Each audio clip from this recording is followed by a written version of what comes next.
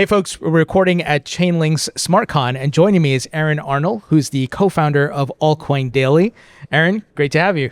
Tony, Thinking Crypto, it's great to be here. Have been a big fan for a while, and we've been friendly for a little bit, but it's awesome to see you here at the heart of SmartCon, interviewing some of the industry's biggest players. Including yourself. I mean, Altcoin Daily, we were just talking before the recording, surged in subscribers over 1 million, mostly back in 2020, 2021, right? I mean, we grinded up to, 700,000 or whatever in the bear market of 2018, 2019, 2020. And then in 2020, 2021, when, we were turning into a bull market, we surged past 1 million. Right now, we're at 1.6, 1.7. Would love to hit 2 million before this bull market ends. That's incredible, man. How did you and your brother discover crypto? What made you guys get in? Well, our first love was filmmaking. After undergrad, we moved to Los Angeles to pursue filmmaking. We had some success, but, really, I was looking for, just something else to fill up my time because like we were talking about, there's so many gatekeepers in filmmaking. You can't work as much as you want. And that's unlike YouTube and unlike crypto, where there are no gatekeepers in crypto. And as much work as you put into it, you can get out of it. And, I've always been interested in the latest in tech. And, I just thought it was a perfect niche to get into crypto YouTube. And I'm just really interested in the whole space, in it for the tech and the culture. Yeah, for sure. And some gains too, I would hope. Some gains, some losses, but some gains.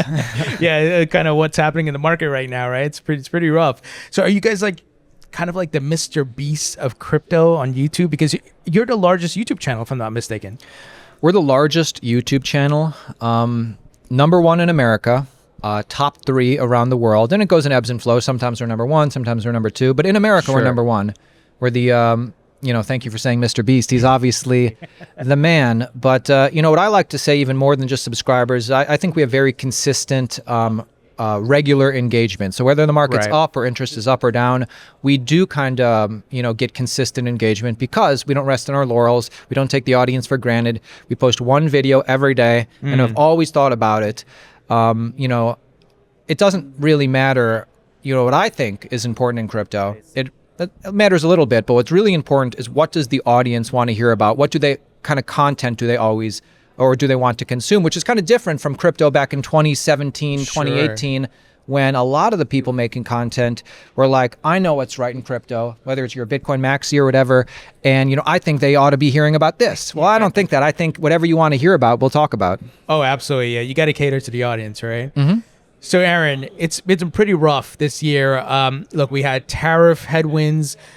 I don't know what other headwinds, but on the flip side, you got TradFi adopting crypto at a rapid pace, but yet Bitcoin's struggling right now. What is your take on what's happening in this market? Very interesting what's going on in crypto nowadays.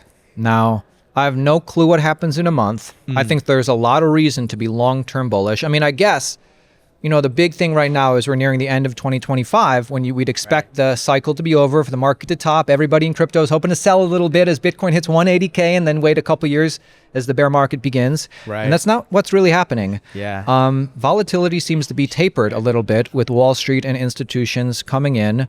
And I'm erring on the side that, perhaps the 4-year cycle is over and it's just been, and maybe we do have, 6 months, 8 months, a year plus of consolidation.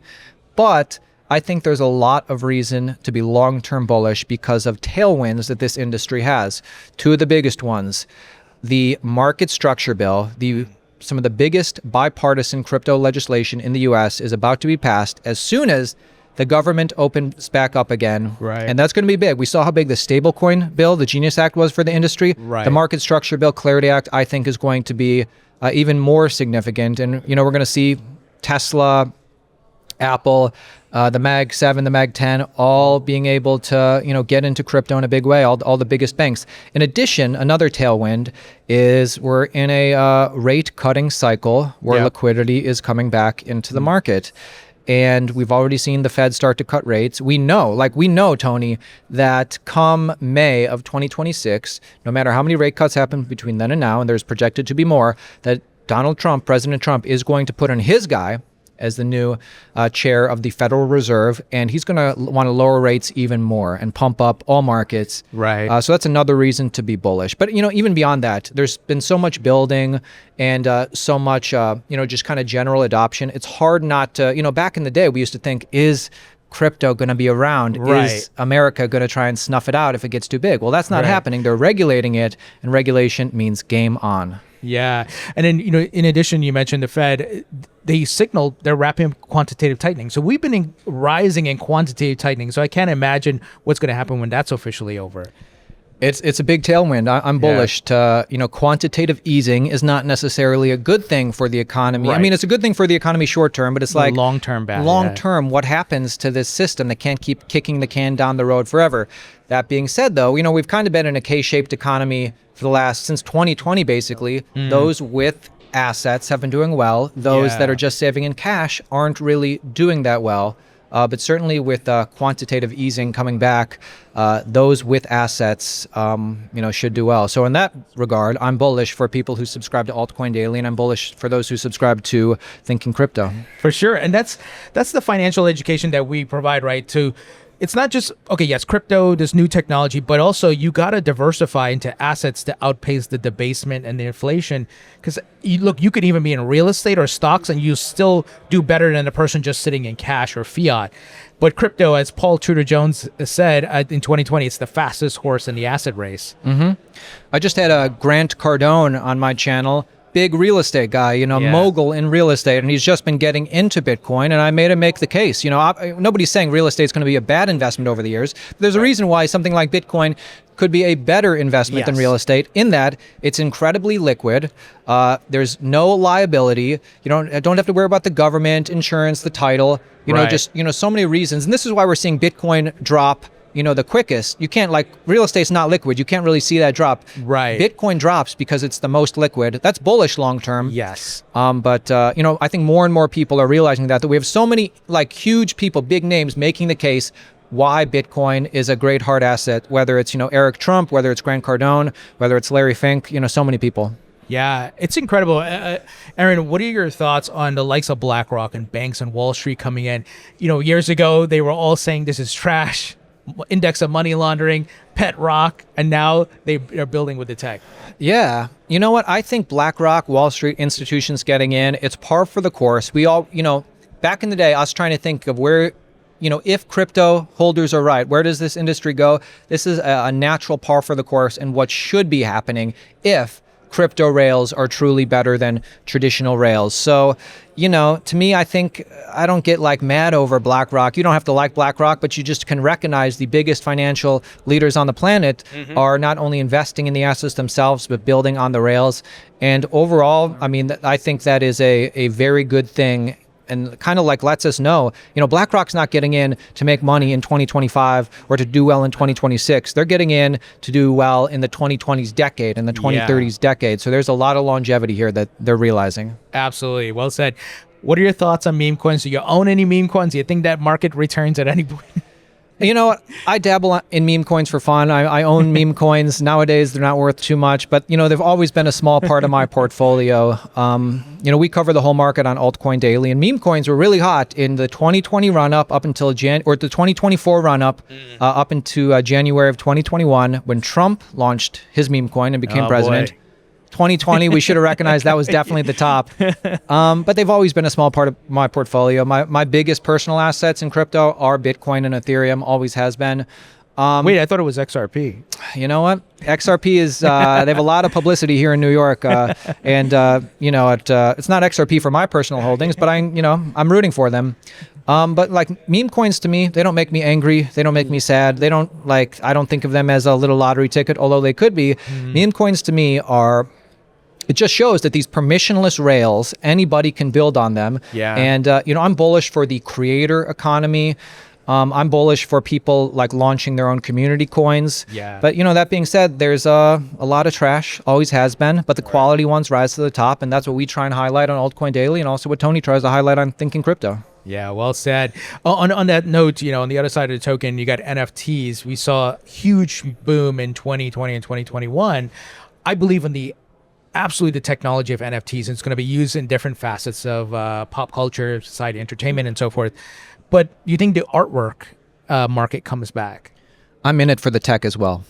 No, well, I think NFTs are here to stay. Digital assets tokenization is here to stay. And when it comes to the artwork and NFTs specifically, this is the way I think about it. If I have a collectible, if I have a piece of art in my home, you know, maybe I have 10, 20 friends, 30 family members throughout the year that come and see it in my house. If it's in my room, maybe only 5 to 10 people who see it. But I have digital artwork, digital collectible. I'm part of an online community. Hundreds, thousands, millions of my friends in my community can see that. Right. And the way I think of it is this: is the world trending more digital or less digital? Well, it's obviously trending more digital. Right. So there is a place for online collectibles, and to be able to have verifiability where I know that what this artist put out, there's only 100 of them, and I have one. Not that the artist couldn't go rogue and do whatever he wants, not that, you know, they couldn't be altered in some way, but there's, just like with a regular collectible, there's the trust between the artist or creator and the community, and I think that's going to move online. I think that is going to be digital. And it's not going away from the regular world as far as physical things, but there is room for the digital asset industry to grow. Yeah, and even I think those online digital collectibles, they're going to connect to the real world, in a sense, opening up special perks and events and so forth. So I think as those are bridged to the real world for utility, not only you're going to be able to show it off online or whatever it may be, but it can unlock different things. 100%.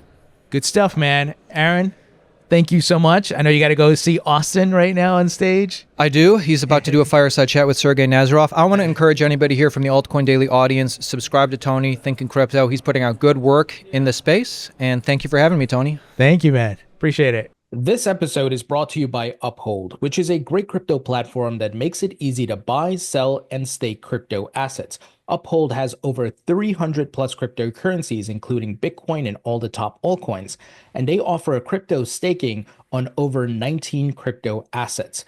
I've been a user of the platform for many years. They are safe and reliable. They don't commingle or lend out your crypto funds, and they are 100% reserve. You can review their transparency report.